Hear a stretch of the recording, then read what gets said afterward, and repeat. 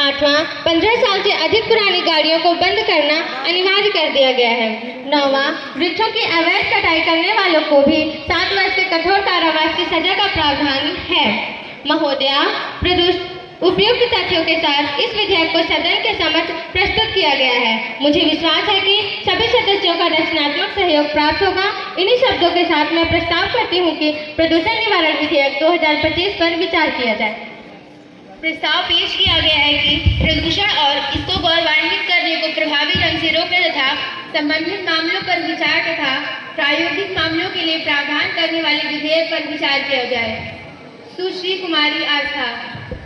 महोदया, प्रस्तावित विधेयक सरकार के उस निर्णय का प्रतीक है जिसमें देश के प्रमुख शहरों को प्रदूषण मुक्त किया जा सकता है। संरक्षण हमारी संस्कृति है, आदत है, विरासत है। वट, पीपल, केला, आंवला आदि वृक्षों की पूजा हम आदिकाल से ही करते आ रहे हैं। पर्यावरण को प्रदूषण मुक्त बनाना हमारा नैतिक दायित्व तो है ही, यह अनिवार्यता भी है। इस तरह के विधेयक के पारित होने से विश्व के अन्य देश इससे प्रेरणा हासिल कर इस दिशा में प्रयास करेंगे तथा दूषित वातावरण से पृथ्वी को मुक्त करेंगे। महोदया, हम जानते हैं सांस की अधिकांश बीमारियां गंदे वायु के कारण और पेट की बीमारियां गंदे जल के कारण होती है, और ऐसा तभी होता है जब हम अनावश्यक रूप से प्रकृति के साथ छेड़छाड़ करते हैं। जिस प्रकृति ने हमें सर्वस्व दिया, जिसकी छत्र छाया के नीचे हम पल रहे हैं, क्या उसकी रक्षा की जिम्मेवारी हम पर नहीं है?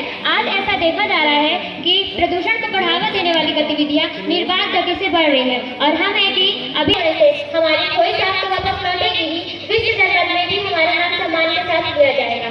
अतः इस विधेयक का पूरे दिल से समर्थन करते हुए मैं आपके माध्यम से वाल संसदों से यह अपील करना चाहूंगी कि वे दलगत मतभेदों से ऊपर उठकर इस विधेयक को पारित कराने में सरकार का सहयोग करें। श्री काजल।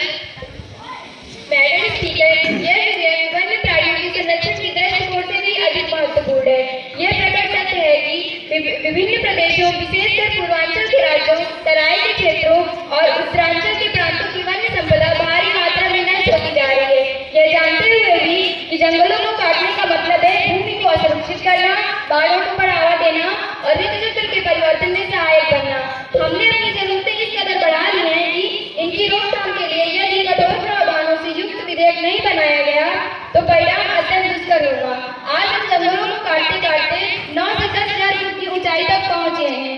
अगर यही रफ्तार रही तो 10 से 15 सालों के अंदर 14,000 फुट की ऊंचाई तक पहुंच जाएंगे, जहां भोजपत्र के जंगल पाए जाते हैं। और जब हम प्रकृति के साथ इतना अधिक हस्तक्षेप करेंगे, ज्यादा से ज्यादा जंगलों को काटेंगे, नदियों के जल में औद्योगिक कचरों को भरपूर मात्रा में घोलेंगे, पहाड़ों को तोड़ फोड़ कर नष्ट करेंगे, तो नदियों के जल में मिट्टी इकट्ठा हो जाने से लोग बीमार होंगे, पत्थर टूटकर सड़कों पर गिरेंगे, मौसम कुछ की कुछ होने लगेंगे। और बौखलाकर जब हम प्रकृति के खिलाफ अपनी लड़ाई और भी तेज करेंगे, तो क्या हम खुद अपने मौत के सामानों को इकट्ठा ना कर रहे होंगे?